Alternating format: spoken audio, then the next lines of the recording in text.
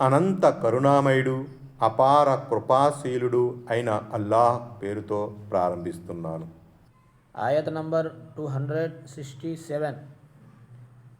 يا أيها الذين آمنوا أنفقوا من طيبات ما كسبتم ومما أخرجنا لكم من الأرض ولا تيمموا الخبيث منه تنفقون ولستم بآخذيه إلا أن تغمضوا فيه واعلموا أن الله غني حميد. ఆయత్ నంబర్ 267. ఓ విశ్వసించిన వారలారా, ధర్మసమ్మతమైన మీ సంపాదనలో నుంచి మేము మీకోసం నేల నుంచి ఉత్పత్తి చేసిన వస్తువులలో నుంచి ఖర్చు చేయండి. వాటిలో చెడు అంటే నాసిరకం వస్తువులను ఖర్చు పెట్టే సంకల్పం చేసుకోకండి. మీరు స్వయంగా వాటిని తీసుకోరు. ఒకవేళ కళ్ళు మూసుకొని ఉంటే అది వేరే విషయం. అల్లాహ్ అక్కర లేనివాడు, సర్వ స్తోత్రములకు అర్హుడని తెలుసుకోండి. దాన ధర్మాలు స్వీకారయోగ్యం కావాలంటే క్రితం ఆయతులో చెప్పబడినట్లు అవి మన్నం, ఉపకారాన్ని చాటుకోవడం, అజాన్ గ్రహీత మనసు నొప్పించడం మరియు ప్రదర్శనాబుద్ధి రియా వంటి మాలిన్యాల నుంచి పరిశుభ్రంగా ఉండడంతో పాటు సంపాదన ధర్మసమ్మతం అయి ఉండాలి. మనిషి వ్యాపారం చేసినా, వ్యవసాయం చేసినా, ఉద్యోగం చేసినా, మరే పని ద్వారా ధనాన్ని ఆర్జించినా అది దైవం సమ్మతించిన పద్ధతిలో ఆర్జించాలి.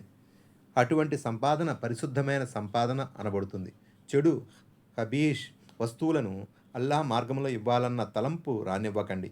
అంటే భావం అధర్మంగా, అన్యాయంగా, అక్రమంగా ఆర్జించిన దానిని ఇవ్వరాదు అని. అలాంటి దానాన్ని అల్లాహ్ స్వీకరించడు. అల్లాహ్ పరిశుద్ధుడు. పరిశుద్ధత అంటే హలాల్ వస్తువులను మాత్రమే ఆయన ఆమోదిస్తాడు అని హదీసులో ఉంది.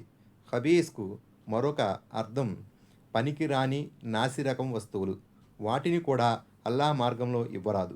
మదీనాలోని అన్సార్లు కొందరు దైవ మార్గంలో వ్యవసాయోత్పత్తులను ఇవ్వవలసి వచ్చినప్పుడు నాసిరకం ఖర్జూరు పండ్లను మసీదులో ఇచ్చే వెళ్ళేవారు. అది అల్లాహకు నచ్చలేదు. ఈ నేపథ్యంలోనే మీరు అమితంగా ప్రేమించే వస్తువులను ఖర్చు పెట్టనంత వరకు మీరు సత్కార్య స్థాయికి చేరుకోలేరు అన్న దివ్య వచనం అవతరించింది. ఫతహుల్ ఖదీర్, తిర్మిజీ, ఇబ్నే మాజాలా ఆధారంగా నాసిరకం వస్తువులను మీరు సైతం మనస్ఫూర్తిగా పుచ్చుకోరు. అటువంటప్పుడు దైవ మార్గంలో అలాంటి వస్తువులను ఇవ్వడం భావ్యం కాదు కదా అని దీని భావం. Ayat number 268. الشيطان يعدكم الفقر ويأمركم بالفحشاء والله يعدكم مغفرة منه وفضلا والله واسع عليم. ఆయత్ నంబర్ 268. సైతాన్ మీకు దారిద్ర్యం గురించి భయపెడతాడు, నీతి మాలిన పనులకే పురుగొల్పుతాడు. కాగా అల్లాహ్ మిమ్మల్ని క్షమిస్తానని, అనుగ్రహిస్తానని వాగ్దానం చేస్తున్నాడు. అల్లాహ్ గొప్ప ఉదార స్వభావుడు, అన్నీ తెలిసినవాడు. మీరు దైవ మార్గంలో ధనాన్ని వ్యయపరచాలని అనుకున్నప్పుడు మిమ్మల్ని సైతాన్ పరిపరి విధాలుగా పక్కదారి పట్టించజూస్తాడు. ఇలా ఖర్చు చేస్తే మీరు దివాలా తీస్తారని, ముష్టెత్తుకోవలసిన పరిస్థితి దాపురిస్తుందని భయపడతాడు. మరి అదే దుష్కార్యాల్లో ఖర్చు పెట్టబోతున్నప్పుడు ఎలాంటి సంకోచం దరిచేనివ్వడు. పైగా అలాంటి దుష్కార్యాలకు ఎంతో అందమైన పేర్లు పెట్టి రంగురంగుల డిజైన్లను అతికించి మనోహరమైన తీరులో మీ ముందుకు తీసుకువస్తాడు.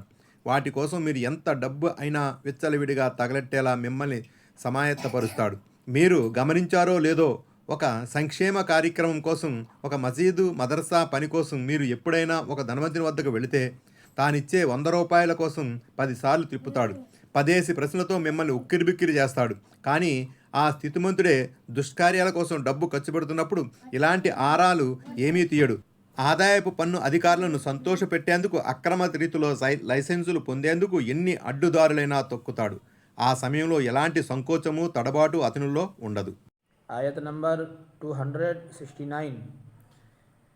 يؤتي الحكمة من يشاء ومن يؤت الحكمة فقد أوتي خيرا كثيرا وما يذكر إلا أولو الألباب. ఆయత నంబర్ 269. ఆయన తాను కోరిన వారికి విజ్ఞత వివేచనలను ప్రసాదిస్తాడు. ఎవరికి విజ్ఞత వివేచనలు వసగబడ్డాయో అతనికి ఎన్నో మేళ్లు వసగబడినట్లే. హితబోధను బుద్ధిమంతులు తప్ప మరొకరు గ్రహించరు. అరబ్బీలో హిక్మత్ అనబడింది. దీన్ని పలువురు పలు భాషల్లో తీసుకున్నారు. హిక్మత్ అంటే విషయ అవగాహన, విద్య అని కొందరు, సరైన అభిప్రాయాన్ని కలిగి ఉండటమని కొందరు. ఖురాన్లో రద్దుపరచబడిన ఆయతులు, వాటికి బదులు అమలులో ఉన్న ఆయతులకు సంబంధించిన జ్ఞానం, అవగాహన, నిర్ణయ గైకొనగల శక్తి అని మరికొందరు. కేవలం ఖురాన్ హదీసుల జ్ఞానమని ఇంకొందరు భావించారు. నిజానికి ఈ భావాలన్నీ హిక్మత్ విస్తృత పరిధిలోకి వస్తాయి. సహీహైన్ బుఖారీ ముస్లింలలో హదీస్ ఇక్కడ గమనార్హం. ఇద్దరు వ్యక్తుల పట్ల ఈర్ష్య రష్క్ చెందడం ధర్మసమ్మతమే. ఒకడు సిరి సంపదలు ఒసగబడగా సత్య మార్గంలో ఖర్చు చేసేవాడు. మరొకడు అల్లా హిక్మత్ను ప్రసాదించగా దాని ఆధారంగా ప్రజల మధ్య తీర్పులు ఇచ్చేవాడు. ప్రజలకు హిక్మత్ను బోధపరిచేవాడు. సహీ బుఖారీ కితాబుల్ ఇల్మ్, ముస్లిం కితాబ్ సలాతిల్ ముసాఫిరీన్. Ayat number 270. وما أنفقتم من نفقة أو نذرتم من نذر فإن الله يعلمه وما للظالمين من أنصار. ఆయత నెంబర్ 270. మీరు దైవ మార్గములో ఎంత ఖర్చు చేసినా, ఏ మొక్కుబడి చేసుకున్నా అల్లాహకు దాని గురించి పూర్తిగా తెలుసు. దుర్మార్గులకు సహాయం చేసేవారెవరూ లేరు. నజర్ మొక్కుబడి. నేను అనుకున్న పలానా పని గనక అయిపోతే, లేక నేను ఎదుర్కొంటున్న పలానా కఠిన శిక్ష నుండి నాకు విముక్తి లభిస్తే దైవ మార్గంలో ఇంత మొత్తం దానం చేస్తాను అని ఎవరైనా మనసులో అనుకుంటే అది నజర్ అవుతుంది. దాన్నే తెలుగులో మొక్కుకోవడం అని అంటారు. ఈ మొక్కు ధర్మసమ్మతం గనక దాన్ని చెల్లించడం తప్పనిసరి.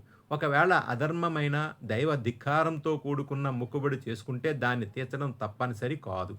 మొక్కుబడి కూడా నమాజ్, ఉపవాసాల మాదిరిగా ఆరాధనే. కాబట్టి అల్లాహ్ మినహా ఇంకొకరి ఎవరి పేరున మొక్కుకున్నా అది ఆరాధనలో షిర్కుకు తావు కల్పించడంతో సమానమే. నేడు మన ముస్లిం సోదరులు దర్గాల దగ్గర, సమాధుల వద్ద తీర్చే మొక్కుబడులు కూడా ఈ షిర్కు కోవకే చెందుతాయి. దైవం మనల్ని షిర్కు నుంచి కాపాడుగాక.